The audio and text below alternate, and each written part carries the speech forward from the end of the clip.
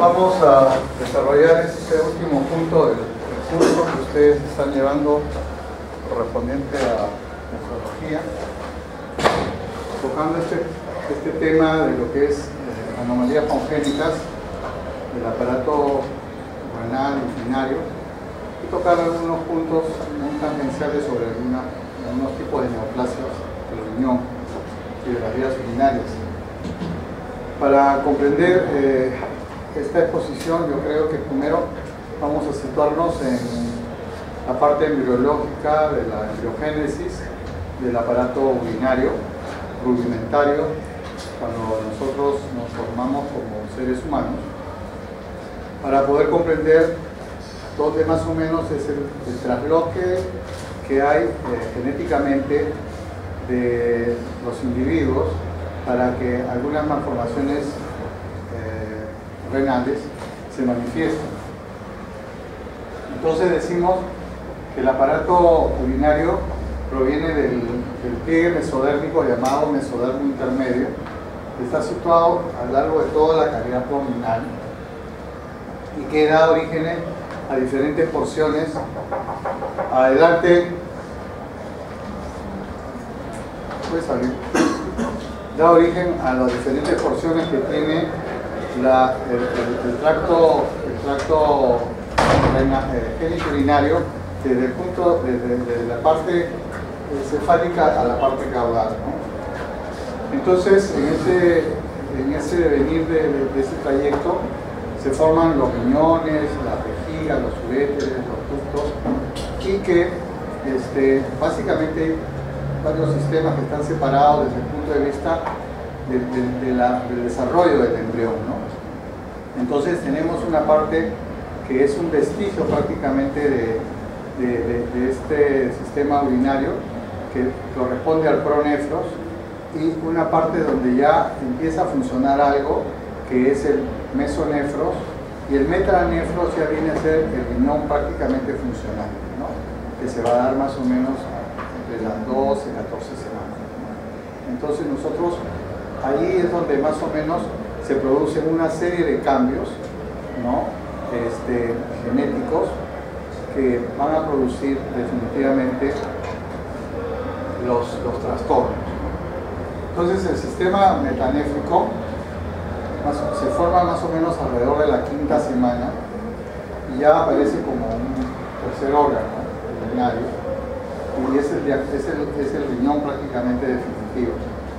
Entonces ustedes ven que en todos estos vestigios, desde esta yema ureteral que se dice, que es la yema muy rudimentaria, va evolucionando hasta que se forma todo el sistema renal, ¿no?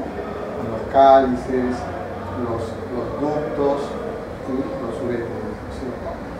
Entonces recordamos mucho la yema de Kupffer, que es el brote uretral, y toda la secuencia embriogénica que se da. Entonces, ya en este sistema metanéfrico vamos a poder diferenciar los cálices mayores y la pelvis renal, como les digo. Entonces, a las 12 semanas, como les decía, empieza a funcionar el riñón, ya empieza a haber la emisión de la orina, y la orina básicamente se va a mezclar, va a ser una especie de reciclado con el líquido amniótico, incluyendo la deglución del feto de toda esta orina y posteriormente la excreción a través de la placenta. ¿No es así?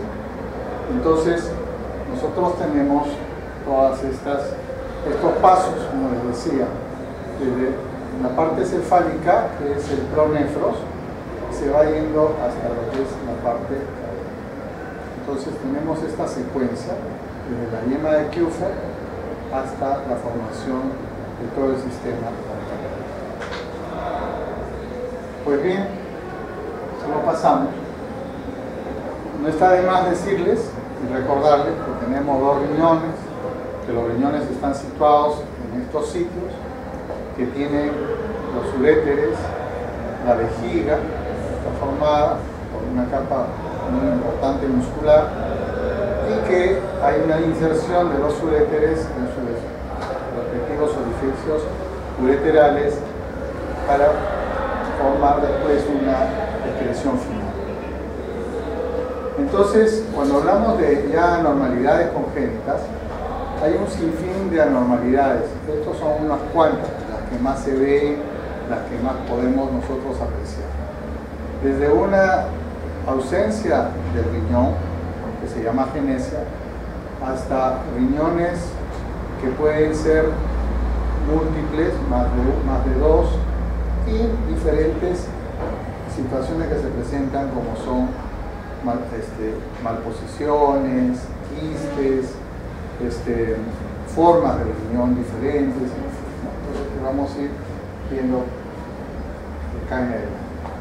Cuando nosotros hablamos de anomalías de número, podemos decir básicamente que puede haber una agenesia, puede ser unilateral o puede ser bilateral. Si es unilateral, a veces pasa de manera desapercibida. Recién el individuo se da cuenta cuando pasan los años y les toman un examen radiológico, ecográfico, de imágenes o algo así. Entonces hay muchas personas que nunca se han hecho, por ejemplo, una ecografía, ¿no? Porque no ha habido necesidad, y de repente tienen una agenesia renal y nunca han tenido síntomas. Si nosotros acá preguntamos en esta corto aforo que hay, porque han faltado un montón, quienes no se han hecho una ecografía renal, si son tan amables de levantar la mano, que no se han hecho, son varios, ¿no? Entonces, si se hace, ojalá que no suceda, pero puede hacer la sorpresa de que le puede faltar un riñón y están viviendo tranquilos. Así son las personas que tienen esta agenesia, que estudian, trabajan, se casan, en fin, y cuando van a hacerse algunas pruebas posteriormente, se dan cuenta que les falta un riñón. A veces está asociada con otras manifestaciones, ahí sí se dan cuenta, malformaciones genitourinarias u otras malformaciones también, a veces, pero a veces no. Cuando es bilateral sí es fatal, ¿no? O sea que el feto no sobrevive, nace y muere, ¿no? En ese momento. Después hay riñones supernumerarios también, es otra situación que pasa desapercibido. Hay personas que tienen 3 hasta 4 riñones y no todos son funcionantes, pero están ahí, también pasan desapercibidos. Anomalías de posición, igual, hay ectopias, o sea, la localización en otro lugar que no sea, dentro de ellas podemos tener también el riñón pélvico, hasta un riñón intratorácico, o sea que está por encima del diafragma. Tenemos anomalías de forma, como son el riñón de herradura, que es lo más común que se ve. El año pasado, por ejemplo, yo en mi práctica privada he visto 3 riñones en herradura. Nunca lo había visto con tanta frecuencia, pero he visto 3 riñones diagnosticados, 2 diagnostiqué yo y uno me pasó un internista para ver a este paciente. Entonces, se nota que no es de tan poca frecuencia, ¿entienden? Hay riñones fusionados, intrapélvicos, y que algunos de ellos están asociados con un síndrome de Turner o una trisomía 18. Uropatías obstructivas es muy común ver en los niños, sobre todo hay uropatías congénitas, ¿no? Estenosis pielo-ureteral, que es bastante frecuente, las alteraciones en la válvula de la uretra posterior y la uretra anterior, que condicionan uropatías por reflujo. Son niños que debutan con infecciones urinarias y entonces empieza uno a hacerles la evaluación y se da uno cuenta de que tienen este problema de la válvula posterior de la uretra a través, por ejemplo, de hacer un estudio urodinámico, ¿no? Entonces, tenemos un síndrome de Plum-Bailey, que es lo que se llama el vientre en ciruela, que aparentemente es un síndrome muy raro, ¿no? Pero que sí se ve. Yo he tenido la oportunidad y la suerte, dentro de todo, de ver un caso que existe acá, al menos que yo lo he visto, un paciente que se trata en el Rebagliati y que ya está grande, ya tiene creo que 14 años, ¿no? pero este niño tiene este síndrome, como vamos a ver después de Gecko-cyst. Problemas a nivel de la pelvis, que no solamente hay uno, sino hay dos uréteres por cada lado, con diferentes inserciones. Hay ectopias del uréter también en la vejiga, hay ectopia vesical, o sea, una vejiga que está fuera de la localización, hay divertículos congénitos de vesícula, hay atresia vesical, donde eso sí existe un problema grave, porque los niños nacen sin tener un receptáculo para que recolecten la orina y empiezan a tener sintomatología inmediata y no hay orina. Entonces ahí hay que hacerle de inmediato una neovejiga, ¿no? A través con el intestino, ¿sí? Y hay alteraciones así como ustedes ven, las famosas hipoplasias renales, dentro de las que hay que resaltar la hipoplasia simple, la oligomeganefrona también, que sobreviven y llegan después a la insuficiencia renal, los riñones displásicos multiquísticos, que son diferentes a la enfermedad poliquística renal, ¿no? Entonces, dentro de las enfermedades poliquísticas tenemos la poliquística renal, que puede ser del adulto, puede ser del niño, que tiene sus características bien definidas, la enfermedad quística medular y la enfermedad quística glomerular, ¿sí? Entonces, hacer hincapié que los quistes que se forman en los riñones generalmente no vienen del glomérulo, sino vienen de los túbulos renales. Ahí se forman los quistes, ¿ya? Para que tengan el concepto bien claro. Entonces tenemos las uropatías obstructivas congénitas, que son muchas, todas las que ven acá, y ustedes las pueden estudiar cuando revisen estas láminas. Y acá algunos diagramas de lo que hemos hablado. Paciente sin riñón, paciente con un solo riñón, normalmente los riñones son más grandes, como una compensación. Tenemos riñones múltiples, ¿no? Entonces tenemos riñones supernumerarios con inserciones de los uréteres a veces únicos, ¿no? Y riñones que no todos a veces son funcionantes. La agenesia bilateral es una enfermedad que no es común, pero sí se ve, ¿no? Yo he tenido oportunidad tengo más o menos más de 30 años trabajando en un hospital y he visto 2 casos de agenesia renal, ¿no? Es bastante traumático porque ahora con los avances que hay de la ecografía estacional, entonces uno ya predice que va a haber un niño que va a nacer con un problema de esta naturaleza y hay que avisarle a los padres que el producto que va a nacer lamentablemente va a morir, porque no hay chance de sobrevida en estos pacientes, ¿no?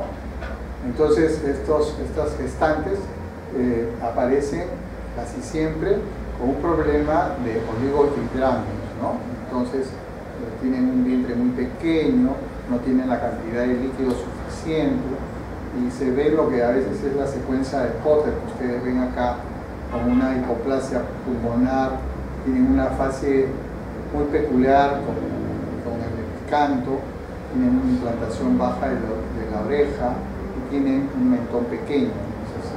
Entonces esto se ve y apenas nacen los productos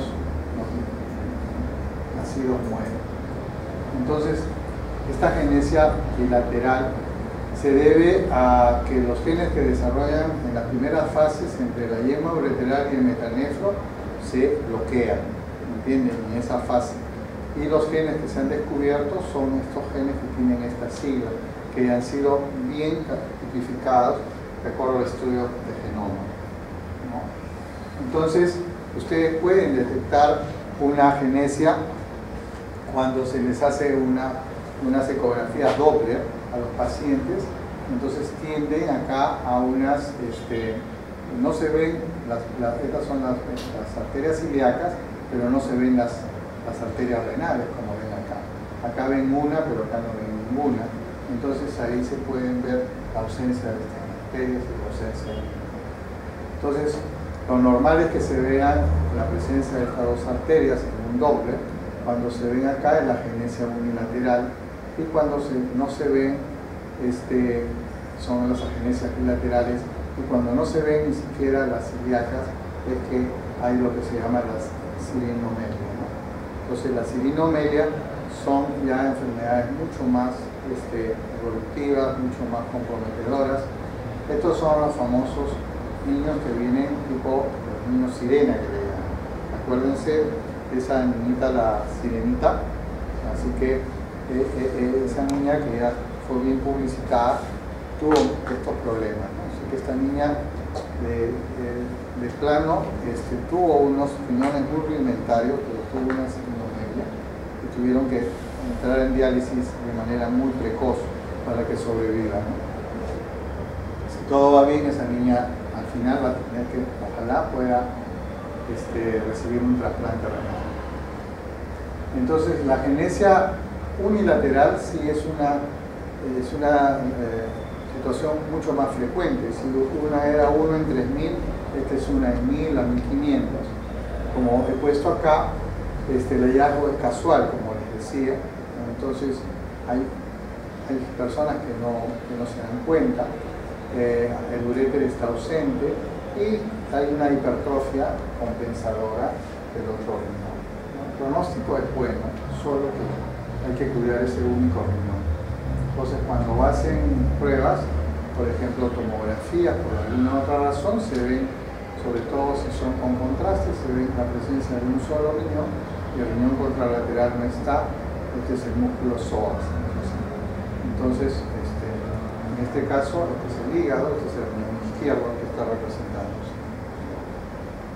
Tenemos otro TEM, ¿no? Con contraste, con reconstrucción, donde vemos que, miren, la salida del riñón, incluso de la pelvis, es diferente.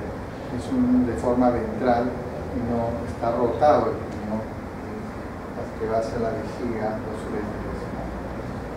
Los riñones supernumerarios, como ya se dicen, también el diagnóstico es casual, ¿no? Nadie se da cuenta porque no da síntomas, y cada uno tiene una circulación diferente, pero es propia, y sus vías excretoras también, que a veces pueden ser comunes o independientes, ¿no? Entonces uno hace pruebas urográficas. Uno tiene acá un riñón y por encima de esto hay otro riñón, ¿no? Entonces, 1, 2, 3 riñones, ¿no?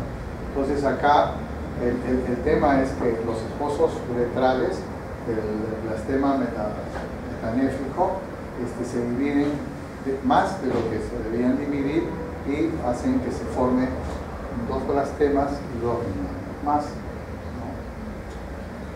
Cuando hablamos de rotación, esto es muy común ver los riñones que están mal rotados o con una rotación totalmente diferente. Pueden ser uni o bilaterales. A veces producen dolores y vómitos cuando el riñón está comprimiendo alguna estructura anatómica y el riñón crece por alguna razón. Entonces hay que tener mucho cuidado. Hay ectopias que pueden ser tan evidentes que son cruzadas, o sea, el riñón pasa de un lado hacia otro lado. Lo más común es una ectopia hacia abajo, más o menos confundiéndose con un riñón pélvico, pero hay unos que van de un lado hacia el otro lado, ¿no? Entonces, a veces la gente no se da cuenta.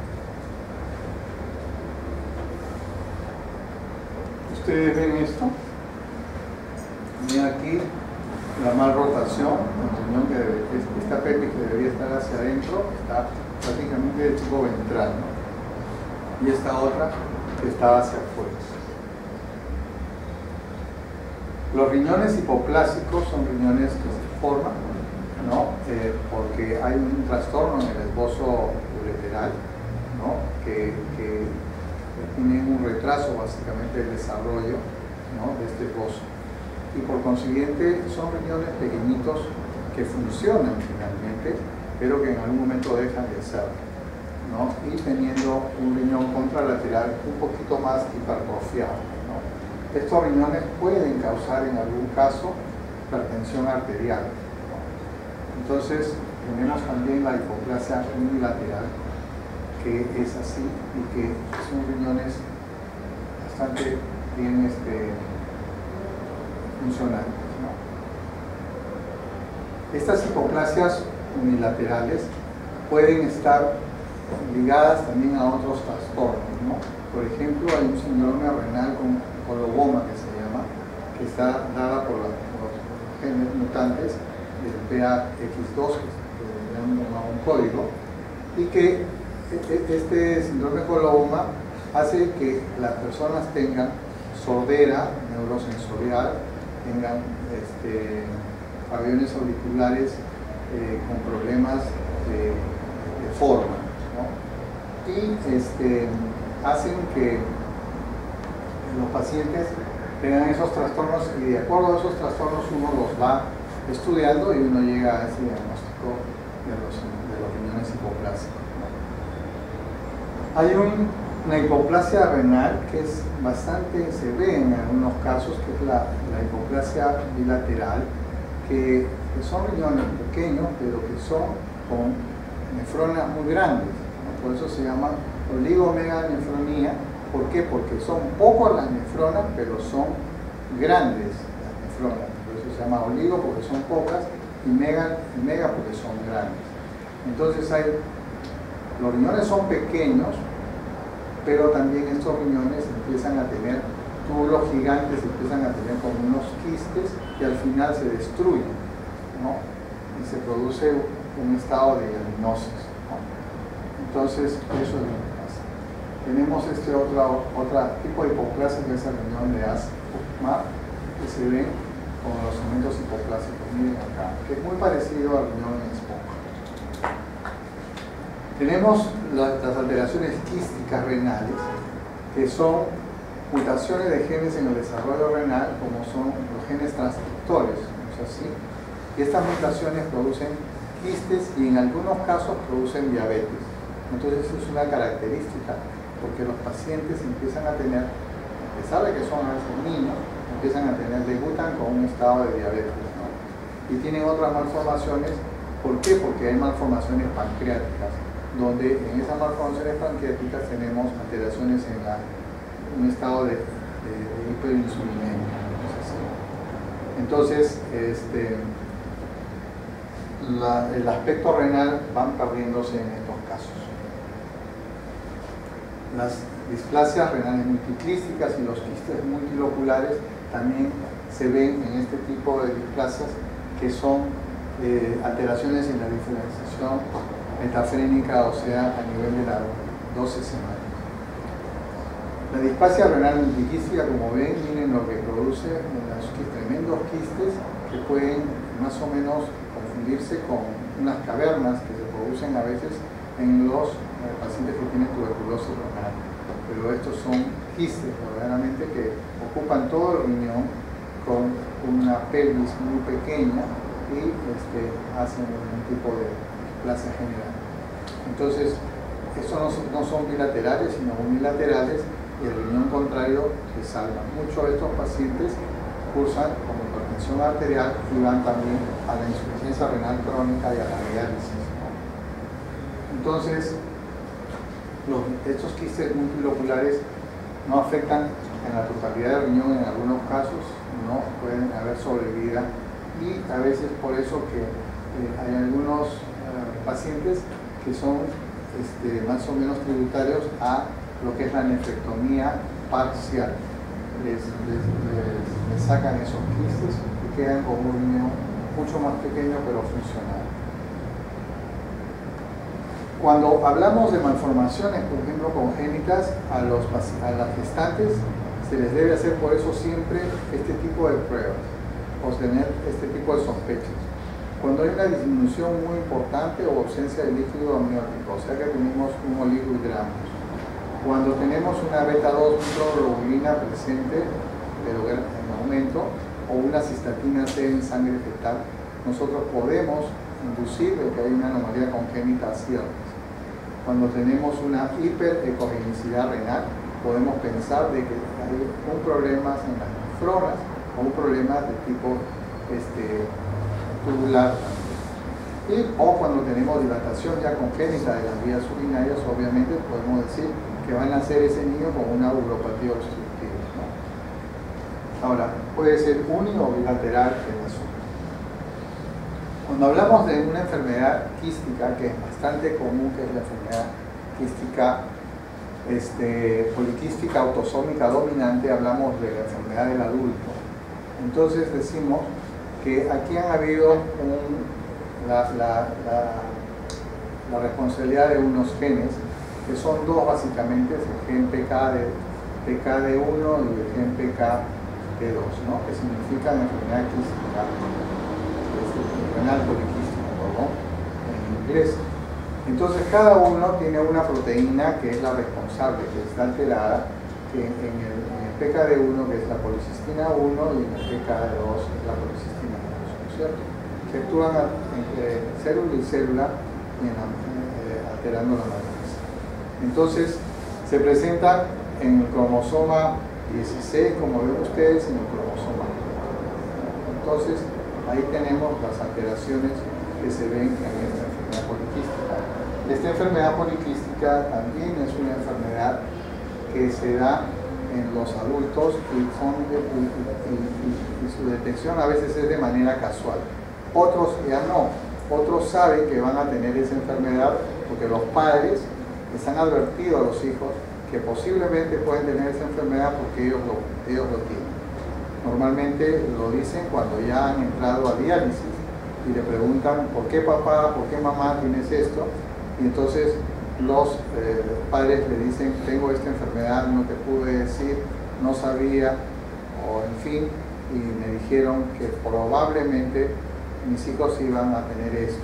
¿Por qué? Porque el problema no se detecta apenas nacen, sino se detecta cuando tienen 25, 30, 35 años, ¿no? Las enfermedades poliquísticas, como ven ustedes, se forman en los túbulos renales. Normalmente hay una diferenciación entre el equilibrio de proliferación celular y la apoptosis que hay de las células, y cuando empiezan a funcionar estos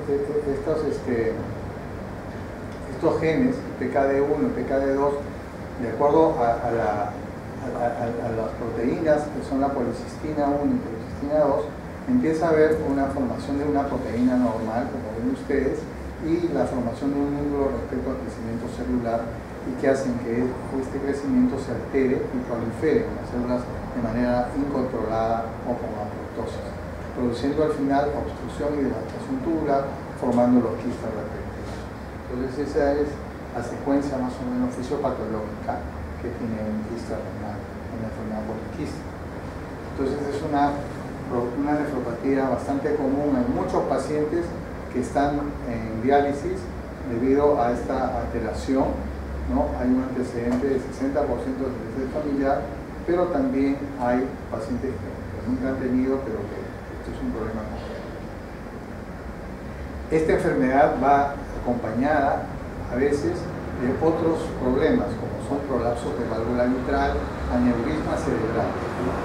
Yo, por ejemplo, en el centro de diálisis tengo 2 pacientes con enfermedades poliquísticas renales que están en diálisis, y las 2 personas han sido operadas, ¿no?, por neurocirugía porque han tenido este problema de los aneurismas, ¿no? Pasamos.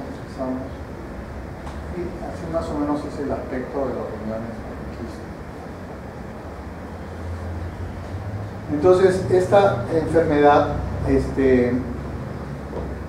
tiene de algo que es en común, que es la hipertensión arterial, ¿no?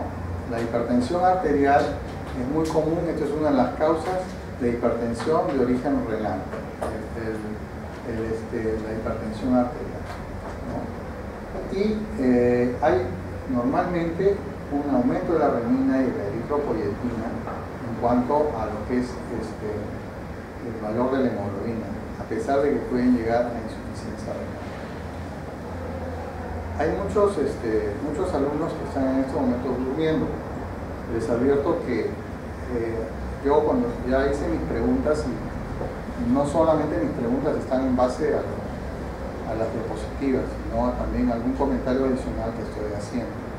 Entonces, de repente, no se sorprendan y tampoco no se quejen, no vayan a hacer ningún tipo de reclamo cuando no realmente están grabando, cuando no pues no sepan la respuesta, no les tiene que dar.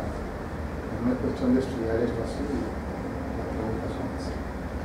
Entonces, nosotros cuando tenemos una complicación de la enfermedad poliquística, tenemos las complicaciones más importantes son el dolor, tenemos la hemorragia, tenemos la hematuria, tenemos el dolor por aumento de los quistes, incluso tenemos que hacer con urología intervencionista, tenemos que hacer algún tipo de punciones, ¿no? Para que se puedan hacer. Entonces acá, como les pongo, puede haber mutaciones de novo, porque a veces sin tener personas de nuestro entorno familiar con esta enfermedad poliquística, tenemos un riesgo siempre de tener una enfermedad renal de este tipo. Cuando hablamos de la enfermedad en los niños, le hablamos de la forma autosómica recesiva. Y aquí ya intervienen otras proteínas, como son la fibrocistina, ¿no? Y con un gen que también no es el PKD2, sino el PKHD1, ¿no? Que está ligado más o menos en el cromosoma 6, ¿no es cierto? Es una proteína ligando a la membrana. Su incidencia es bastante rara, pero se da. Entonces, he visto dos casos también de nacimiento de enfermedad poliquística congénita, ¿no? A pesar de que miren la incidencia es bastante alta, de 20.000 nacimientos, ¿no? Sin embargo, a veces se presentan así, pero estos son datos estadísticos que hay que respetarlos. Entonces, esto es conocido como la enfermedad poliquística infantil. Los niños fallecen muy rápidamente porque a veces está asociado a hipoplasia pulmonar, ¿no?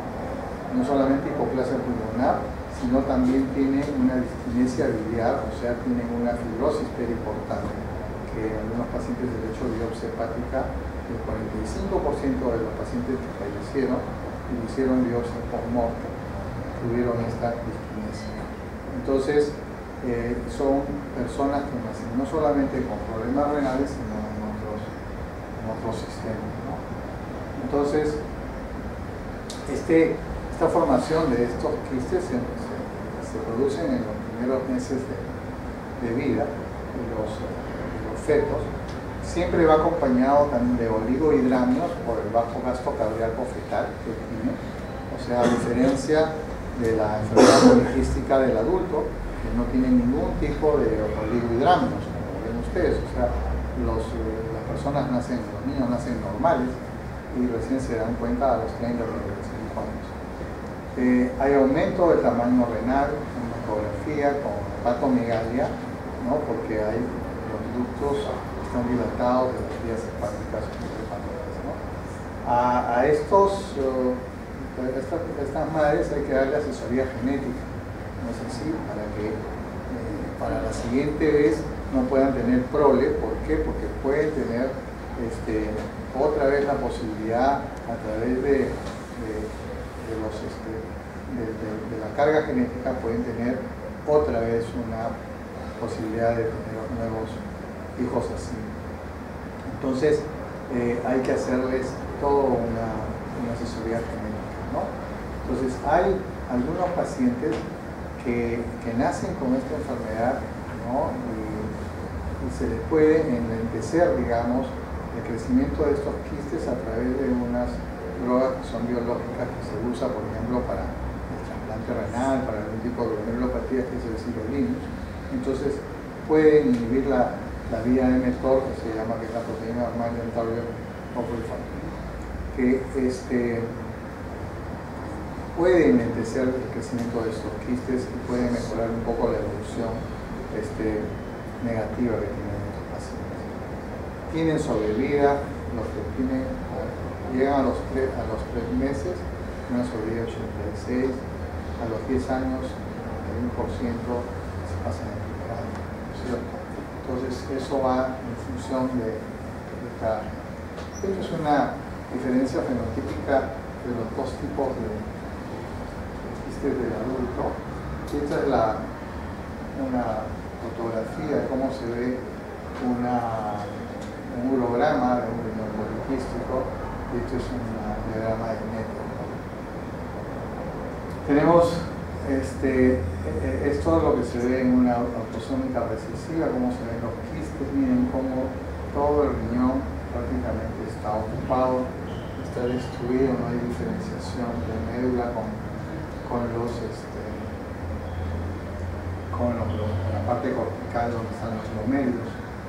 Hay otra enfermedad quística medular que es diferente, ¿no? Entonces que en la médula se forman todos los quistes y va infiltrando, ¿no? Y que esto puede desencadenar. También hay otra enfermedad que es el riñón en esponja, ¿no? Entonces esta riñón en esponja también se llama ectasia canalicular, ¿no? Que son dilataciones quísticas de todos los túbulos colectores y que tienen una característica. Estos riñones tienen mucha presencia de cálculos, ¿no? Entonces uno cuando ve estos riñones en una placa de abdomen simple, uno ve una cantidad de puntos blancos como si fuera una nefrocarcinosis. Este es un riñón partido en dos, ¿no? Y fíjense cómo se ve la corteza, cómo se ve la médula, ¿no? Entonces aquí hay muchos cálculos, hay mucha hematuria. El diagnóstico a veces se hace con ecografías o con hologramas, ¿no? Entonces a veces se ve. Hay que hacer el diagnóstico diferencial con la nefrocarcinosis. La nefronoptisis juvenil, que es una alteración autosómica recesiva también, hay genes que han sido afectados, ¿no? Entonces son niños que nacen de baja talla, tienen mucha poliuria, y lo importante es que tienen anemia, por ejemplo, de estos pacientes, ¿no? Entonces, cuando le hacen biopsia, se ve este patrón histológico. Entonces son fibrosis de tipo intersticial, son riñones muy pequeños y que tienen quistes en la parte cortical y medular también. Entonces son pacientes que genéticamente tienen una alteración. Y cuando hay esta nefroptisis juvenil, se presentan otras características, ¿no? Características tanto de fascia como en la parte ósea, ¿no? En la parte ósea tenemos osteopenia, por ejemplo, y falanges en forma de conos, que eso es muy típico en este tipo de patologías, ¿no? Entonces, pero a la vez también hay alteraciones retinianas, hay una retinitis pigmentaria o hay una fibrosis hepática también en algunos casos, ¿no? Y tenemos esto conlleva al final a una nefropatía túbulo intersticial que nos lleva a la insuficiencia renal crónica en un porcentaje más o menos importante cuando llegan a la edad adulta. Esto es una clasificación de Bosnia que ustedes las traigo nada más para que la revisen, no es parte de este tema, de esta charla, pero es solamente para que ustedes tengan en cuenta que cuando ustedes van a revisar una historia y van a ver el diagnóstico ecográfico de un quiste, el ecografista le va a decir quiste de Bosnia tipo 1, tipo 2, entonces más o menos ustedes ya tienen una forma de definir cada categoría. Cuando hablamos de alteraciones en la forma, podemos hablar de riñón en herradura, ya que es un tipo de forma, es una anomalía de fusión, ¿no? El 90% se fusiona a nivel del polo inferior, está asociado a otras malformaciones y su clínica es muy fácil de ver pacientes con infección urinaria, hematuria y un dolor abdominal que se presenta periódicamente. Entonces, uno puede hacer el diagnóstico con ecografía, con tomografías, etc. Entonces, en este istmo, por ejemplo, nosotros vemos la fusión, ¿no? En el polo inferior, y acá tenemos lo que se llama el signo de Robin, ¿no? Que es un dolor que se da por una hiperextensión que se da a veces de tracción. ¿no? Entonces, porque por acá pasa un plexo nervioso y eso produce demasiado dolor. Tenemos una fusión renal que puede ser no solamente como el riñón en herradura, sino hay otros riñones, por ejemplo, ectopia cruzada, los riñones que son completamente fusionados, que se llaman riñón en torta, por ejemplo, ¿no? O en globo. Y nosotros tenemos acá, por ejemplo, el riñón en herradura, a los dos riñones que están así. Si lo queremos ver mejor, tenemos el riñón en herradura en una tomografía que está así, con cierto tipo de hemorragia que se ha producido. Entonces, hay riñones en herradura que se han fracturado incluso, o sea, se han roto por esa hiperextensión, por el signo de Robin, ¿no? Entonces eso hay que tener presente. Y pasamos al otro tipo de malformaciones que es por posición, que se llaman las ectopias renales, ¿no? Entonces podemos tener ectopias que pueden ser uni o bilaterales, que van acompañadas también de anomalías de rotación, o sea que no solamente están en otra localización, sino que están rotados generalmente, ¿no? Del eje normal que debe tener el riñón. Entonces tenemos formas caprichosas, como son los riñones pélvicos, ¿no? Podemos tener la parte de riñones contralaterales, o sea, cruzados, la ectopia cruzada, y por último los riñones intratorácicos. Entonces, acá tenemos un riñón pélvico, ¿no? Fíjense, estamos hablando que está la vejiga, y la vejiga, este es el riñón, ¿no? O sea que está al lado de la vejiga, básicamente. Igual acá, ¿no? Hay riñones que están en el lado derecho, ¿no? Y que están cruzados.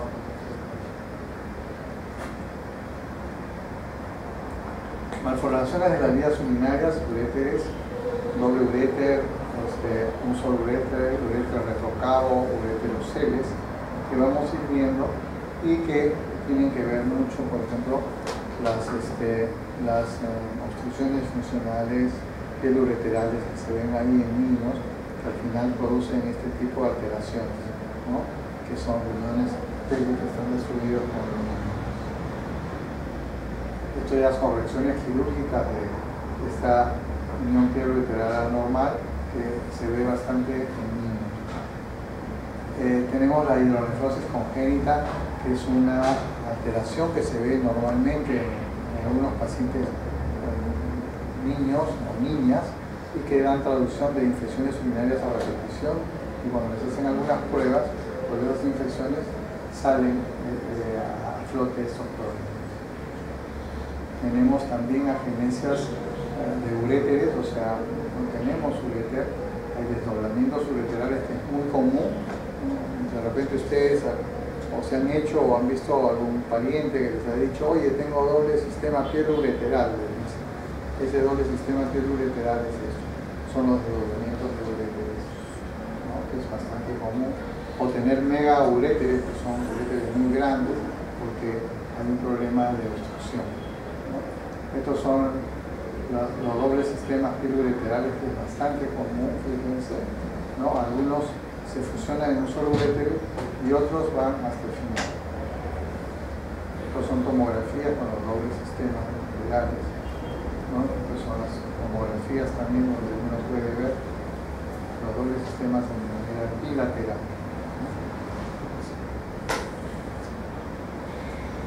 Estos son las anomalías del uréter distal que producen